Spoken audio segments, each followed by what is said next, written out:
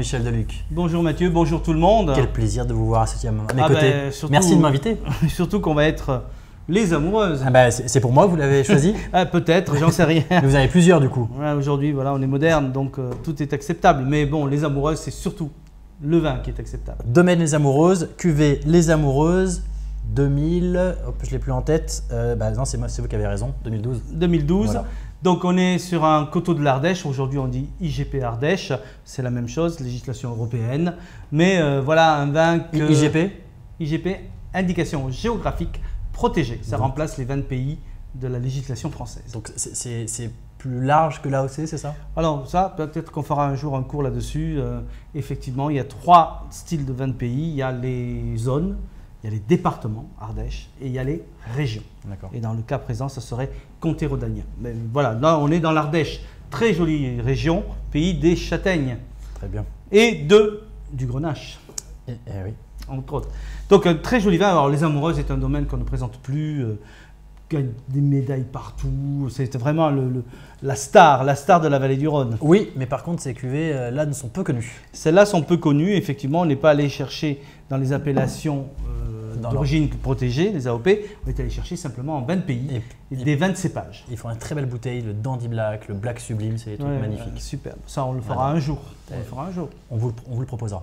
Voilà, donc là nous sommes sur une grenache. Alors déjà étonnant parce que le grenache est un cépage qui ne donne pas forcément des vins assez colorés, mais là quand même on a une très belle couleur, belle intensité, jeune, violette, mais un début d'évolution même si le vin est encore jeune. Effectivement le grenache est un cépage qui donne des vins qui évoluent un petit peu plus rapidement. Et on a l'impression, la couleur, qu'on va avoir quelque chose de relativement corsé ou puissant, mais pas quand on agite le verre. Quand on agite le verre, on voit qu'il y a une certaine fluidité, on est sur un vin de pays, donc la légèreté, le fruité surtout.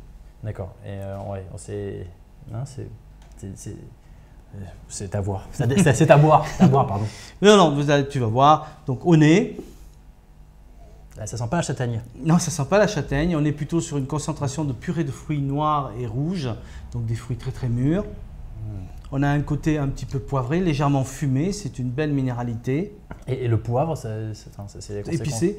Alors ça peut être sur le cépage ou le passage en fût, mais là je pense que ça vient du cépage. Donc on a un vin qui est pas complexe, qui est du fruit, juteux, charnu. Déjà au nez, on est déjà dans le pur fruit, on a l'impression qu'on va croquer dans le raisin. Ouais, c'est vrai, on a vraiment pensé qu'on a des fruits sur la table et que je dirais purée de fruits rouges, c'est ça? C'est ça, exactement, et puis des fruits très mûrs. En bouche. En bouche.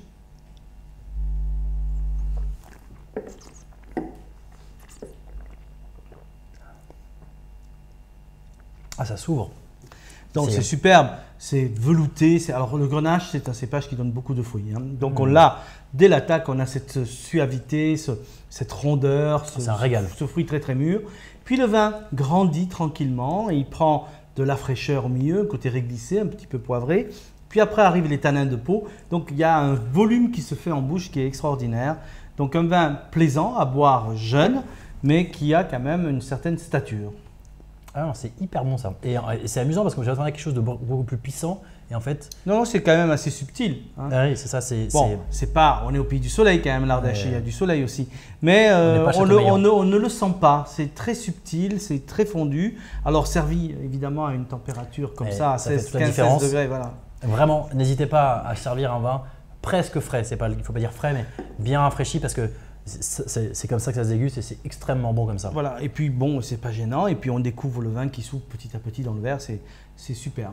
Donc là, c'est un quart d'heure, une demi-heure dans le frigo avant de le passer à table. Pas besoin de le passer en carafe parce que le vin, c'est du pur fruit. C'est de la jeunesse, c'est ce qu'on dit. C'est très très bon, moi j'adore ça. Et on va le garder. On ne garde pas du coup, on le boit sur la on peut le garder 3 ou 4 ans, mais je trouve qu'il est très plaisant aujourd'hui. Et puis sur une cuisine un peu d'extérieur, une grillade, les choses parfumées aux herbes, des petits farcis, des charcuteries, des viandes grillées, voire des petits gibiers, parce que ce vin a quand même une structure, une stature assez imposante pour aller sur un petit gibier style faisan ou caille, etc. Ouais. Volaille, vraiment un fromage, on peut l'associer sur des fromages, que ce soit des fromages de chèvre ou des pâtes pressées comme les comtés ou des abondances.